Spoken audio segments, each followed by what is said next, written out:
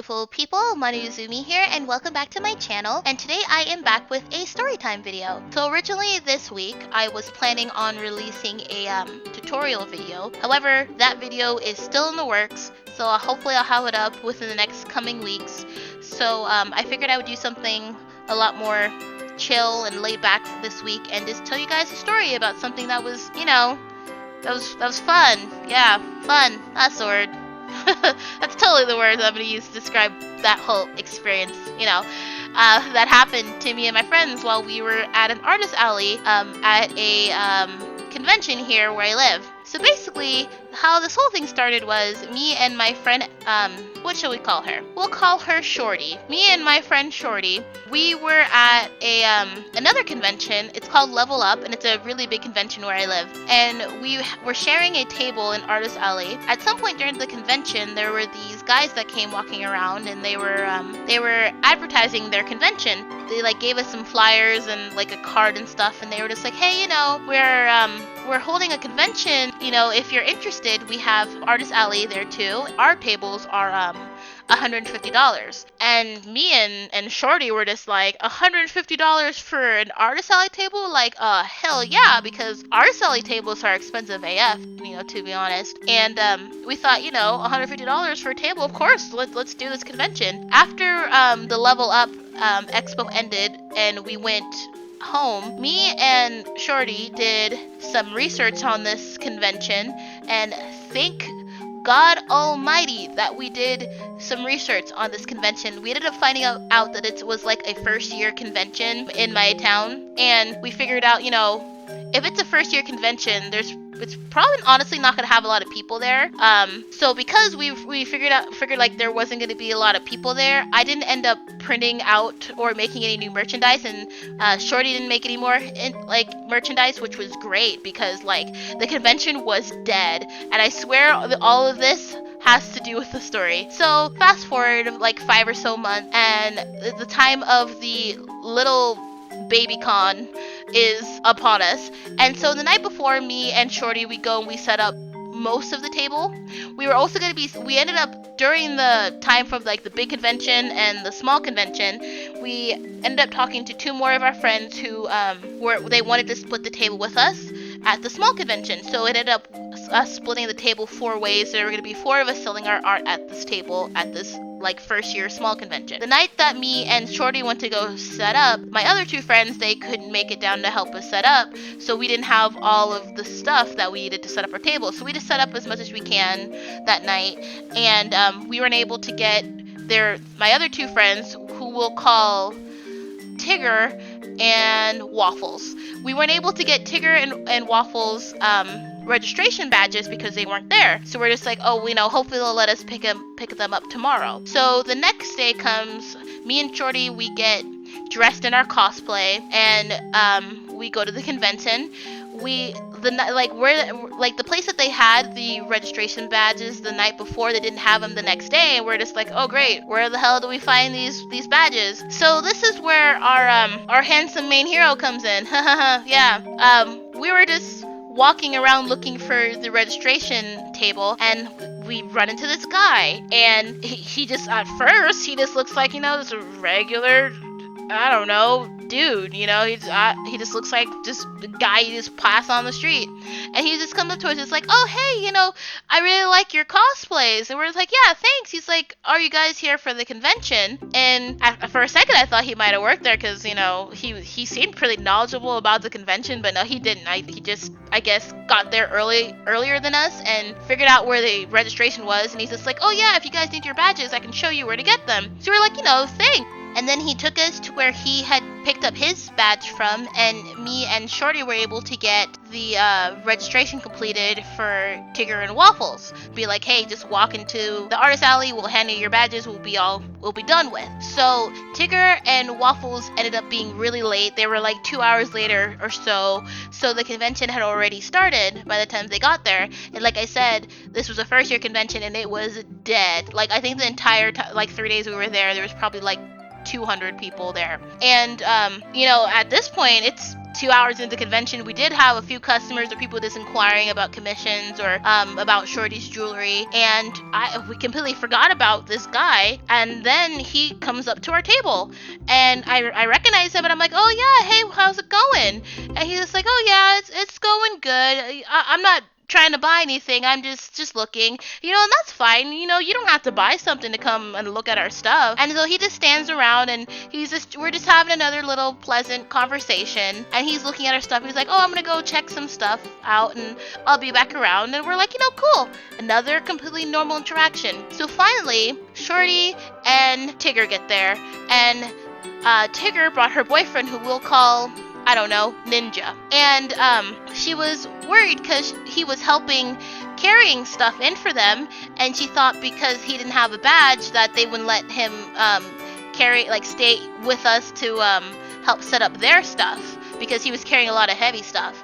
The people who were running this convention either didn't care or didn't notice, because it turned out Ninja ended up staying with us a lot of the convention, and he didn't have a badge the entire time he was there. I guess they just didn't care or couldn't be bothered. But anyway, I digress. So Waffles, Tigger, and Ninja are here finally, and they're setting up their stuff, and we're chatting, telling them, we've had a few sales, but so far the convention's looking pretty dead. Ninja decides to stay, and the area that we had, the table space we had, was, for a small convention, was actually the biggest table space that me and Shorty had ever worked at that point. There was so much space behind our table, so we just filled up the whole space with drinks and snacks and stuff for us. And Ninja decided he was just gonna chill with us, and he just hung out behind the table and just chilled on the floor on his cell phone. And if we needed something, we'd be like, hey, can you get us a drink, or can you get us some food or something? He'd hand it to us, and it was all cool. But because he was on the floor, if you were walking up to our table, you couldn't see him because he was on the floor. Me, Waffles, Shorty, and Tigger were at the front of the table.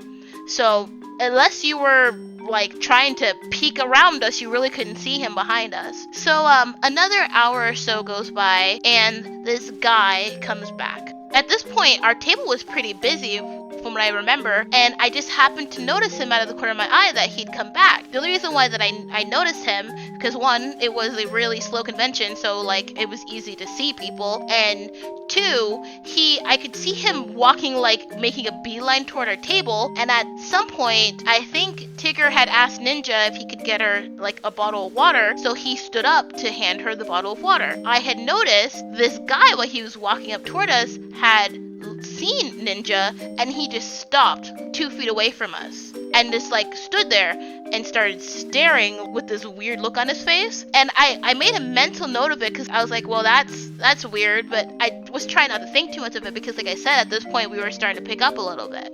30 minutes later, the rest had passed, and I wasn't thinking about this guy until 20 or so minutes after that. The guy came back, and he was being really weird. He walked up to our table like he did before, and I thought, oh, I was giving him the benefit of the doubt. I thought, maybe that weirdness I saw earlier with him giving us the stink eye was just a one and done thing. I was thinking maybe, he wanted to come and talk to us again, but there was a lot of people at the table, so he thought he'd come back later. So he walks up to our table, because me and all my friends are sitting down, and he's standing up. He looks over at us and sees Ninja on the floor behind us, gives us a weird look, and then walks away angrily. And I'm thinking what the hell is your problem, dude? That's really random. Unfortunately, Waffles, Tigger, and Ninja didn't see any of this going on, but Shorty had saw this guy being a weirdo. We were just kind of silent to each other, what the hell?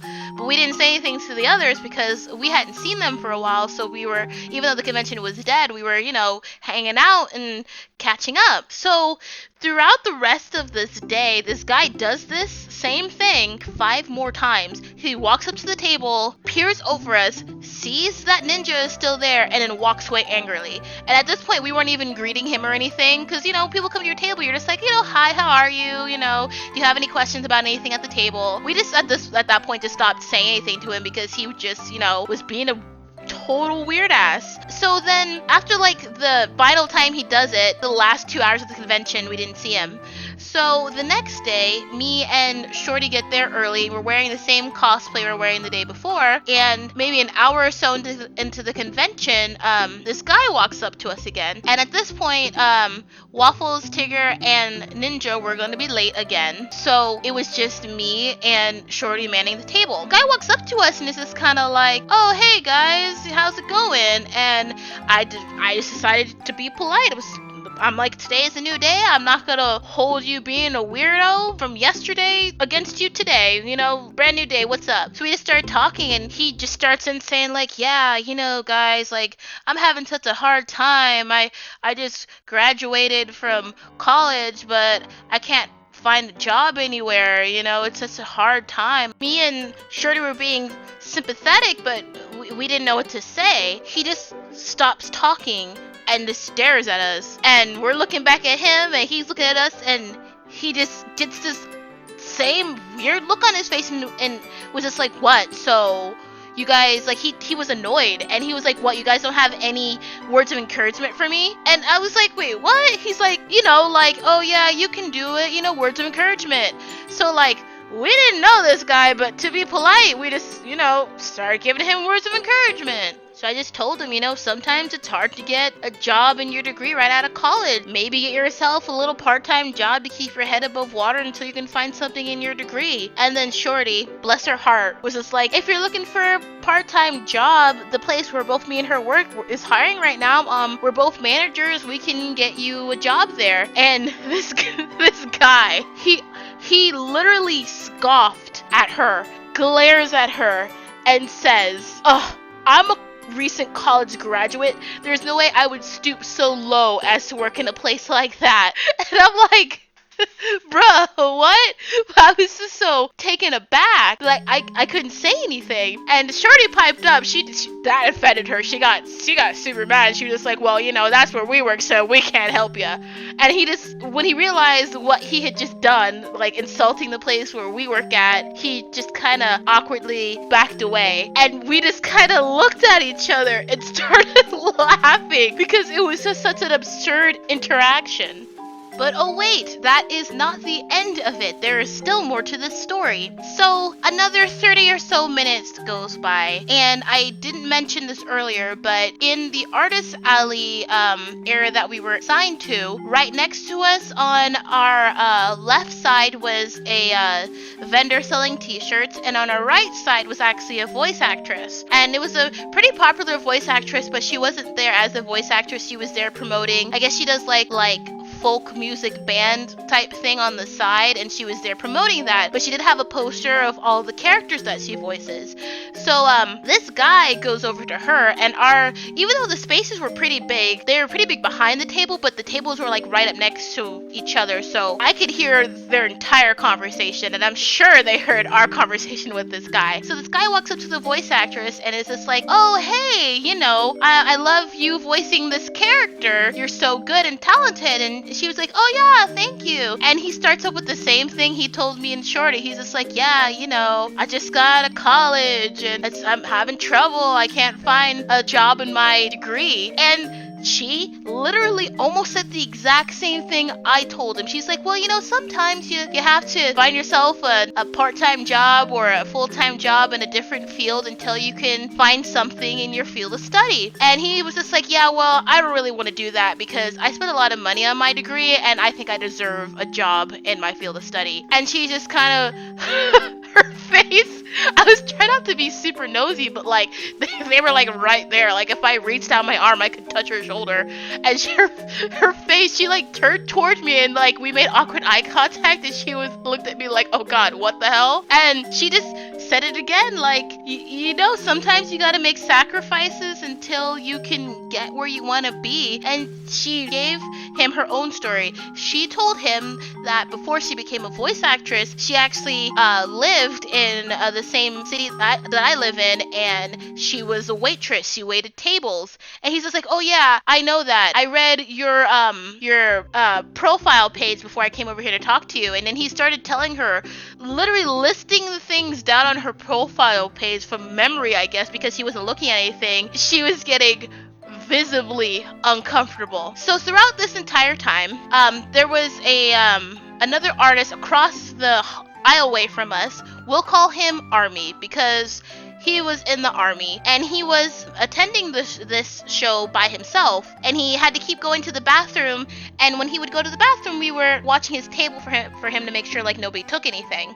At some point, Army had drawn a picture of one of the characters that the voice actress was known for. She was like talking to this weird guy and looking around like she was looking for an out, and she saw the drawing Army had done of one of the characters as he voices because he had posted it up on his display. And so she just jumped up mid-sentence while this guy was still being weird and was just like, oh yeah, it was nice talking to you. I saw that he just drew a picture of one of the characters I voiced. I'm gonna go talk to him. And she like ran. I'm not even kidding. Like ran across the aisle to go talk to Army. And Mr. Weird Guy just kind of shrinked away like he'd been doing the entire convention. I wish I could say that this story was almost over, but it's not. So finally, Waffles and Tigger get there, and Ninja's not with them. He decided to not hang out with us that day, and we're at the convention. You know, we're hanging out, we're selling stuff, and maybe 5 hours. It was a long time before we saw Mr. Weird Guy again. It was almost the end of Artist Alley, and the exhibitor hall was about to close. A lot of the times in like Artist Alley, after the after the hall closes, a lot of the like exhibitors or the artists will go around to each other, ask for trade. And so me and Waffles and Tigger just started to get up to just walk around because we'd been sitting behind the table for hours. We ended up striking up a conversation with one of the vendors. Like was walking around from her booth too. She passed by our booth and was just like, hey you guys, like I'm just like wondering about how you guys are doing on sales, because like I said, the show was a bust for a lot of people. Fortunately for us, we broke even. We were talking to her about it, and we were asking her like, you know, what she had at her booth. Eventually she was like, oh hey, you know, you guys want to do some trades? Like you guys have like super cute buttons, and I have some stuff you might like at my table if you want to follow me, and we can see if there's anything you guys want to trade for. And we're like, yeah, let's do a trade. So I asked Shorty, because she was tired, she didn't want to get up and walk around. I asked her if she was okay just hanging out at the table while we went to go see what we could trade for, and she was just like, yeah, that's fine. So we follow this lady to her booth, and we're having another conversation about the con. And from the booth, I don't know, I got this like weird sensation in the back of my neck. And from where this lady's booth was to where our booth was, if I just moved, because her booth was on the other side of the room, but the way that it was set up, if I moved if I walked around this curtain that was dividing one half of the room from the other, I could see our booth. And so I just, this feeling just kept like prickling at me. So I just kind of walked a little bit, and I peered around this black curtain, and I saw across from the hall that Mr. Weird Guy was near our table. And I was just kind of like, well, that's kind of weird, but he looked like he was just walking by, so I was like, you know, I'm not gonna spend my entire time at this convention worrying about this weirdo. So I just go back and start talking again with this lady we're doing trades with, but the feeling doesn't go away. So I look again. He is standing near the end of our table, and I was like, huh, okay, maybe he's just standing there. And I turn away to go talk to this lady we're doing trades with again. The feeling still doesn't go away. Finally, we figure out what we're going to trade for. She wanted some of my Sonic buttons, so I went back to our table to get them. And as I walk around the curtain to make my way across the exhibitor hall to get to our table, this guy is sitting in my chair behind our table. And I'm thinking like, dude, what? Why are you behind our table? But he was bent down looking at his shoe, so I thought, okay, you know, I'm all about giving people the benefit of the doubt. He was looking at his shoes and he bent over, so I thought maybe he needed to sit down to tie his shoe because it looked like he was tying his shoe.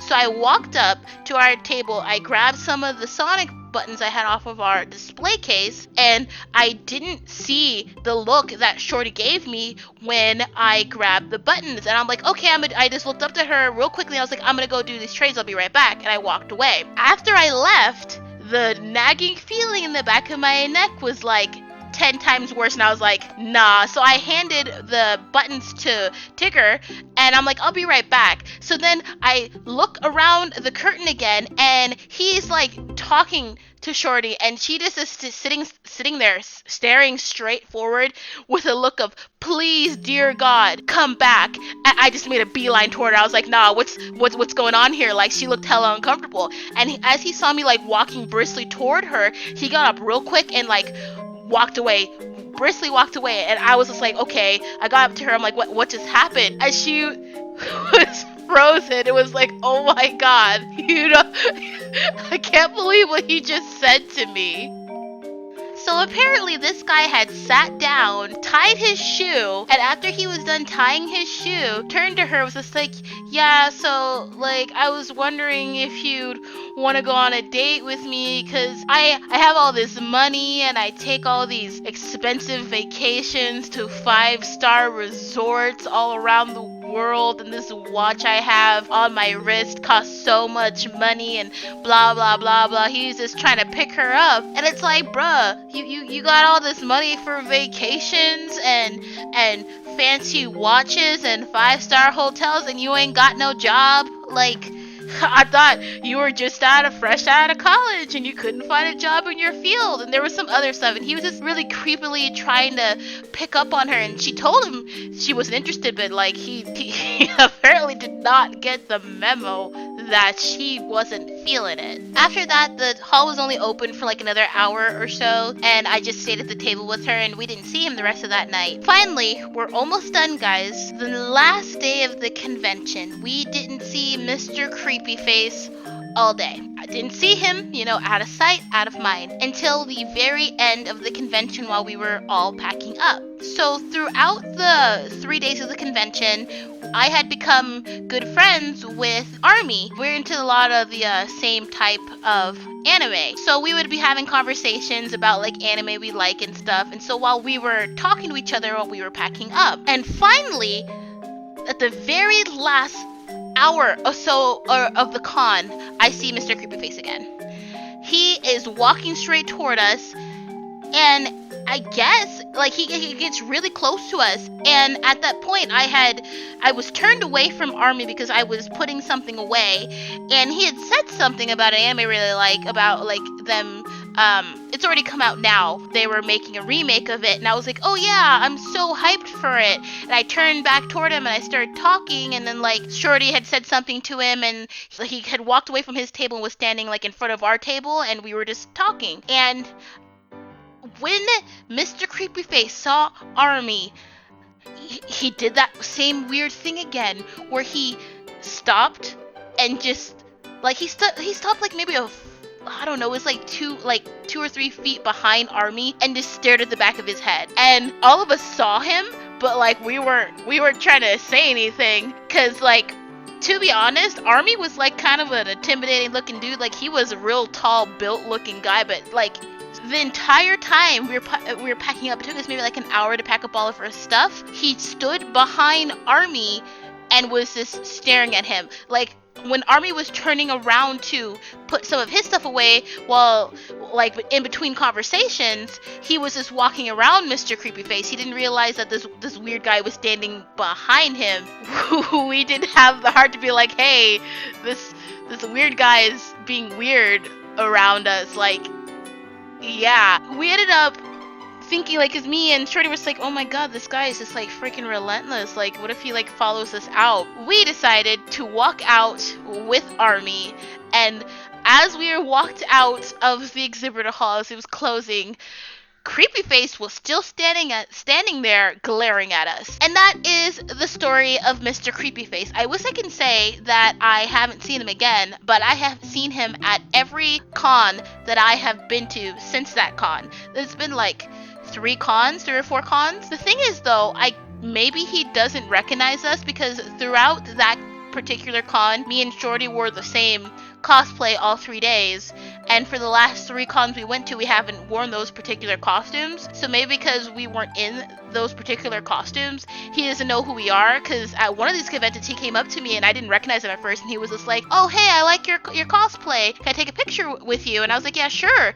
And as we took a picture, it freaking hit me like a truck. I'm like, "Oh, this is this creepy mofo from that other convention." So now every time we see him, like the awkward turtles we are, we just scuttle away and avoid him. So if you guys liked my long rambling story and want to hear more stories that I have, I live in Las Vegas, so there are a lot of interesting stories I can tell you guys about conventions here and just general life here, and so if you like this video, please subscribe and give me a like. I post a video every week, and I'll see you guys next time.